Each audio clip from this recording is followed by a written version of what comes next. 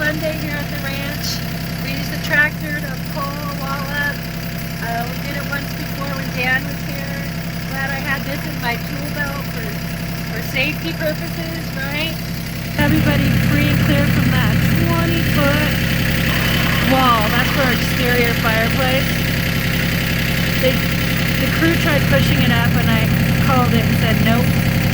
And they hooked up the pulley system to the tractor. I can't really get the cable into view, sorry about that. We hooked it to the bucket and then I just pulley backed it up, got the wall all the way up so the crew could stay to the side and then start bracing it in a safe way, and it worked. Thanks, Dan.